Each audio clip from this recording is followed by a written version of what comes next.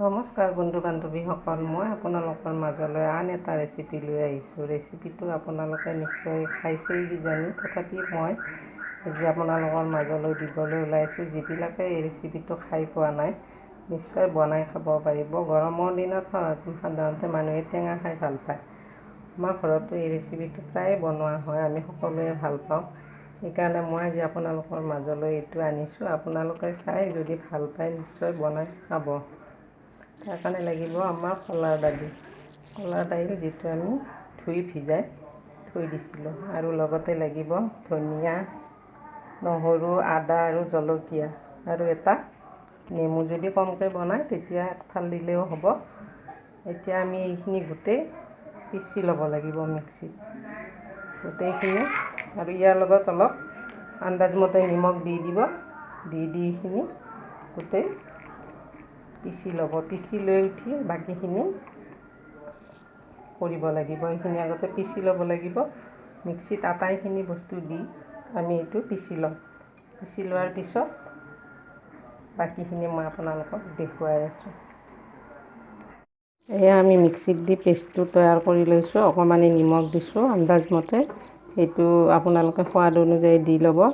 তাৰপিছত আমি গেছটো জ্বলাই কেৰাহী এটা বহাই দি তেল গৰম হ'বলৈ দিছোঁ, কাৰণ ইয়াতে বৰাকেইটা ভাজিব লাগিব। প্ৰথমতে আমাৰ তেলটো গৰম হৈছে, এতিয়া আমি তাতে বৰা ভাজিকেইটা বনাওঁ। বৰা ভাজি আপোনালোকে এইটো গৰমত খুবেই খাই ভাল পাব, কাৰণ টেঙাৰে বনোৱা হয়। টেঙাটো সকলোৰে প্ৰিয়, গতিকে টেঙাৰ আঞ্জা খাই সকলোৱে ভাল পায়। ল'ৰা ছোৱালীয়েও খাই ভাল পায়, ডাঙৰেও খাই ভাল পায়। গৰমৰ দিনত এইটো বনাই খাবলৈ খুব ভাল হয়। এনেকৈ আমি বৰাকেইটা ভাজি ল'ব লাগিব। এটাৰ লগত এটা লগ নালাগে, অলপ দূৰে দূৰে দিব, নহ'লে লগ লাগি গ'লে বৰাকেইটা উঠাবলৈও অলপ অসুবিধা হয়। তেনেকৈ বৰাকেইটা গোটেই ভাজি ল'ব লাগিব। ৰঙচুৱা নোহোৱালৈকে ভাজি ল'ব। গেছটো অলপ কমাই দিব। যদি গেছটো বজাই থাকে তেতিয়াহ'লে সোনকালে ৰঙা পৰি যায়, কিন্তু ভিতৰটো নিসিজে। সেইকাৰণে গেছটো অলপ কমাই ল'ব। লৈ যেতিয়ালৈকে ব্ৰাউন কালাৰ নহয় তেতিয়ালৈকে এইটো বৰাকেইটা ভাজিব। যেতিয়া ব্ৰাউন কালাৰ হয় তেতিয়া বৰাকেইটা, আৰু এনেও হেতাৰে লাৰিলে গম পায়, যেতিয়া একফালটো ভজা যায় তেতিয়া লাৰিলেই উঠি আহে হেতাৰ ওপৰত। তেনেকৈ ভাজি ল'ব। যেতিয়া বৰাকেইটা ভজা হ'ব, ৰঙচুৱা হ'লে ইয়াক নমাই থ'ব পাৰিব। অলপ অলপ যেতিয়া ৰঙা হ'ব ওপৰৰখন, তেতিয়া গম পাব যে বৰাকেইটা খুব ধুনীয়াকৈ ভজা গৈছে। তাৰপিছত এইকেইটা আমি নমাই থ'ব পৰা হৈ গ'লোঁ। বৰাকেইটা হৈ যোৱাৰ পিছত আমি তেলখিনিত অকণমান সৰিয়হ দি দিম। বগাও দিব পাৰে, নাইবা ক'লা সৰিয়হটো থাকিলে সেইটো দিব, আৰু লগতে অলপ পাঁচফোৰণ দি দিব। তেতিয়া চেণ্টটো খুব ধুনীয়া হয়। আঞ্জাখন যেতিয়া বনাব তেতিয়া সৰিয়হৰ লগত যেতিয়া পুৰণৰ গোন্ধত ধুনীয়া কৰি থৈ দিয়ে টেঙাখিনি দি দিলোঁ।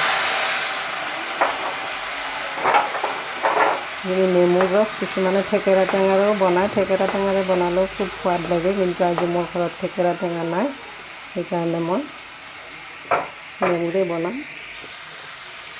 এতিয়া আমি অলপ পানী দি দিলোঁ তাতে।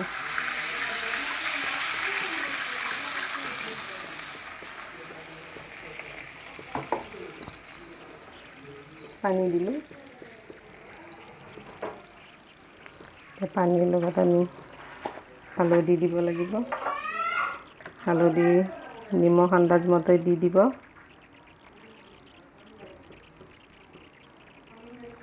হালধি গুড়ি দিলোঁ আৰু নিমখটো দি দিব। নিমখটো দিয়াৰ পিছত যেতিয়া আঞ্জাখন উতলিবলৈ ধৰে, এতিয়া আঞ্জাখন উতলি আছে, উতলি থকাৰ পিছত আমি ইয়াতে এতিয়া বৰাকেইটা দি দিম। বৰাকেইটা দি আমি 10-15 মিনিটমান সময় আমি ইয়াক উতলাই দিম। যেতিয়া আমাৰ আঞ্জাখন অলপ ঘন হ'ব, দেখিলে গম পাই নহয় আঞ্জাখন যেতিয়া ঘন হ'ব, তেতিয়া আমি ইয়াক নমাই দিব পাৰিম। এতিয়া অলপ সময় মই উতলিব দিছোঁ। 10-15 মিনিটমান সময় উতলাৰ পিছত আঞ্জাখন হৈ যাব। এতিয়া চাওক কালাৰটো খুব ধুনীয়া হৈছে আৰু অলপমান ডাঠ হৈ গৈছে আঞ্জাখন। তাৰমানে আমি এতিয়া আঞ্জাখন নমাব পৰা হৈ গৈছোঁ। এতিয়া গেছটো মই অফ কৰি দিছোঁ। তাৰপিছত এইখিনি মই এতিয়া লাহে লাহে নমাই দিম, কাৰণ যদি অলপ বেছি জোৰকৈ নমাই দিয়া যায় তেতিয়া বৰাকেইটা ভাঙি যায়। চাওকচোন কি ধুনীয়া হৈছে।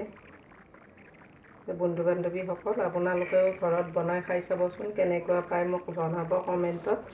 আৰু ভাল পালে ভিডিঅ'টো লাইক কৰিব, শ্বেয়াৰ কৰিব আৰু ছাবস্ক্ৰাইব কৰিবলৈ নাপাহৰিব।